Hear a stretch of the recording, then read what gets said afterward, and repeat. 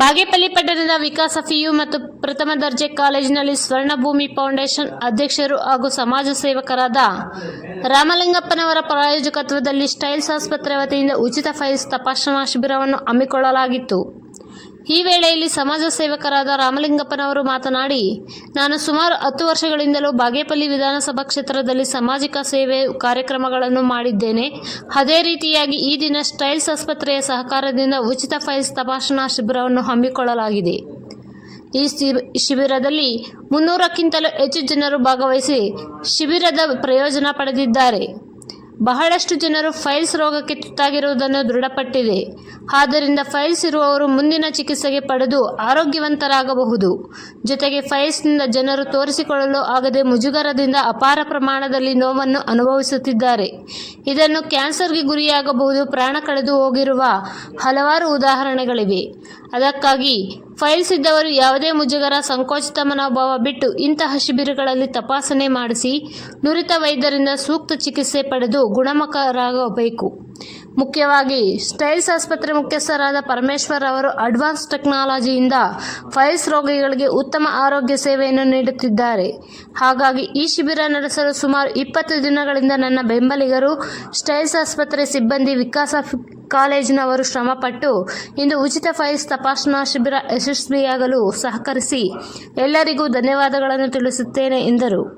ಈ ಸಂದರ್ಭದಲ್ಲಿ ಸ್ಟೈಲ್ಸ್ ಆಸ್ಪತ್ರೆ ಮುಖ್ಯಸ್ಥರಾದ ಪರಮೇಶ್ವರ್, ಕರ್ನಾಟಕ ಟಿಬಿ ಮುಖ್ಯಸ್ಥರಾದ ಶಿವಕುಮಾರ್, ವಿಕಾಸ ಕಾಲೇಜು ಮುಖ್ಯಸ್ಥ ಶಿವಣ್ಣ ಮತ್ತು ರಾಮಲಿಂಗಪ್ಪನವರ ಬೆಂಬಲಿಗರಾದ ಅಂಜಿನಪ್ಪ, ಗೂಳೂರು ಲಕ್ಷ್ಮೀನಾರಾಯಣ, ಭಾಸ್ಕರ್, ಲೋಕೇಶ್, ರಾಮಚಂದ್ರ, ನರೇಶ್, ಸತೀಶ್, ಮಂಜುನಾಥ್, ಸುಬ್ರಹ್ಮಣ್ಯ ಬಾಬು ಮತ್ತಿತರರು ಹಾಜರಿದ್ದರು. ವರದಿ ಬಾಬಾಜಾನ್, ಬಾಗೇಪಲ್ಲಿ. ನೋಡ್ತಾ ಇದ್ದೇನೆ, ಪ್ರತಿಯೊಬ್ಬರು ಕೂಡ ಯಾವುದೇ ಕಾಯಿಲೆ ಇರ್ಬೋದು ಓಪನ್ ಆಗಿ ಹೇಳ್ತಾರೆ. ಆದ್ರೆ ಫೈಲ್ಸ್ ವಿಚಾರದಲ್ಲಿ ಮಾತ್ರ ಯಾರು ಕೂಡ ಹೇಳ್ಕೊಳ್ಳುವಂತ ವಿಚಾರ ಅಲ್ಲ. ಒಂದು ಮುಜುಗರ, ಒಂಥರ ಸಂಕೋಚ. ಈ ಒಂದು ಯಾಕಂದ್ರೆ ಇವತ್ತು ನಾನು ಈ ಬಾಗೇಪಲ್ಲಿ ವಿಧಾನಸಭಾ ಕ್ಷೇತ್ರದಲ್ಲಿ ನಾನು ಸುಮಾರು 16 ವರ್ಷಗಳಿಂದ ನಾನು ಸಮಾಜ ಸೇವೆಯಲ್ಲಿ ನಾನು ನೋಡ್ಕೊಂಡು ಬರ್ತಾ ಇದ್ದೇನೆ. ನಿಜವಾಗ್ಲೂ ಸಹ ಹೇಳ್ಬೇಕಂದ್ರೆ ಎಷ್ಟೋ ಜನ ಪೇಷಂಟ್ಸ್ ಫೈಲ್ಸ್ ಪಿಸ್ತೂಲ ಬಂದಿರೋರು ಅದರ ನೋವನ್ನು ಅನುಭವಿಸ್ತಿರ್ತಕ್ಕಂಥ ಹೇಳ್ತಾರೆ. ಸರ್, ಹಾರ್ಟ್ ಅಟ್ಯಾಕ್ ಆದಾಗೂ ಪರವಾಗಿಲ್ಲ, ಸತ್ತೋಗ್ಬಿಡ್ತಾ ಇದ್ವಿ, ನಿಜವಾಗ್ಲೂ ಈ ಫೈಲ್ಸ್ ಪಿಸ್ತೂಲ ನಾವು ಅನುಭವಿಸೋಕೆ ಆಗಲ್ಲ ಸರ್ ಅಂತ ಹೇಳ್ಬಿಟ್ಟು.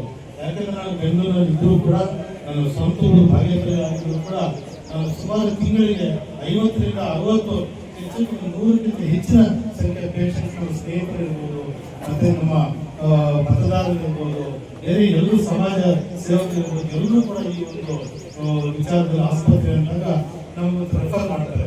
ಯಾಕಂದ್ರೆ ಆಯಾ ರೆಫರ್ ಮಾಡಿರೋ ಎಷ್ಟೋ ಕಡೆ ಈ ಕಿಡ್ನಿ ಫೌಂಡೇಶನ್ ಹಾಸ್ಪಿಟಲ್ಸ್ ಇರ್ಬೋದು, ಡಯಾಲಿಸಿಸ್ ಹಾಸ್ಪಿಟಲ್ ಇರ್ಬೋದು, ಐ ಹಾಸ್ಪಿಟಲ್ ಇರ್ಬೋದು, ಫೈಲ್ಸ್ ಹಾಸ್ಪಿಟಲ್ ಇಲ್ಲ. ಆದ್ರೆ ಎಕನಾಮಿಕಲಿ ಸ್ವಲ್ಪ ವೀಕರ್ ಇರ್ತಕ್ಕಂಥವ್ರು, ಕಡು ಬಡವರಿಗೆ ತುಂಬಾ ಅನುಕೂಲ ಆಗ್ತಾ ಇದೆ.